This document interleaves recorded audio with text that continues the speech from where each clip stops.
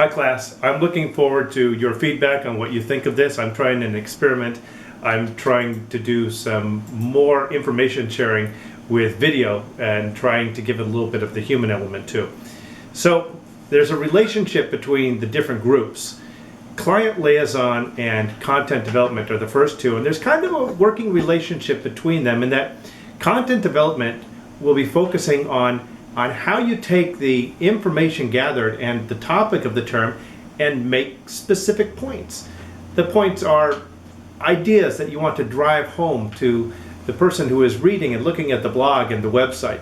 So a way that you can work with Client Liaison research is you could perhaps have some idea and you're working to write it, to craft it. You could have the Client Liaison research team go deeper into the level, maybe 2 or 3 levels deep, finding out who makes the thing or where it comes from or tracking how it's funded, freeing you up to keep focusing on the shaping and development of the content while the research team goes off and gets that information.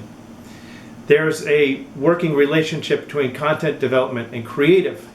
Creative is interested in how the information is conveyed visually to the reader's eyes. When they take a look at the website, how quickly and clearly, without any confusion, does it get in? So that goes to graphic design, colors, white space, decisions on use of font versus graphics. And there's a blurring. All of these groups have a bit of a blurring between them. So creative and content development might have a relationship where a conversation occurs.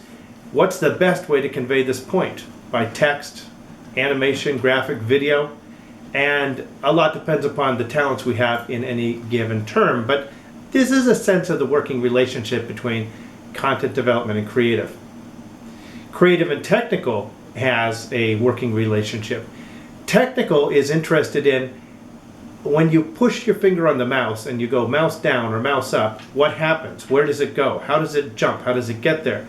Technical might be interested in doing some coding to offer some advanced features with JavaScript or HTML, maybe a way an image appears, maybe the way some feedback is attached to a survey or comes back from a survey. So technical and creative are talking about how to present the information. Technical can't make something jump or appear unless somebody tells them what's going to be there. So a good way to start between creative and technical is to talk in terms of the global schema. What's the same on every page and what's different? Marketing is a bit of a standalone. Marketing is all about outreach. Marketing is about, in the early part of the class, saying, okay, here's our topic. Who else is out there? They can tap into Client Liaison research and find out who else is out there in the world, in the city, in Portland, around the school, who's interested in the topic, and see if you can build some collaboration with them. And as we merge into the end of the term, marketing is interested in outreach, pure outreach. Is it a survey that will get readers' attention? Is there a way to have an established blog or website linked to us? Can we refer to them? And web analytics is the tool that marketing uses to see how we're doing. Coordination also is a bit of an outlier in that coordination can dip into any one of the groups, but I hesitate to say that they're the cheerleaders, but coordination's job is to, on the technical side of coordination, run the Gantt chart, check and see how things are going versus the remaining time, to suggest to technical that, hey, there's enough time left, try a different idea, or to say to creative, we really need to pull in the idea discussion and start actually creating things because we're running out of time. So another name for coordination might be project managers, but the idea is that they should help facilitate the communication between all the groups by participating in any of the groups.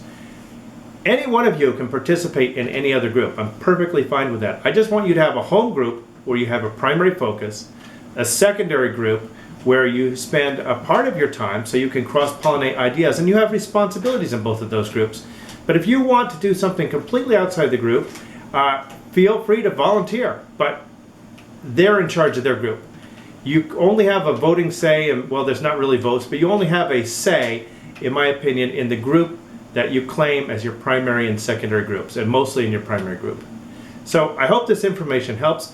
Somebody please send me an email at bremmer@pdx.edu from your regular email and tell me if this was useful, or if you'd like to see more on a different topic. I'll be putting these up periodically. Thanks for your time.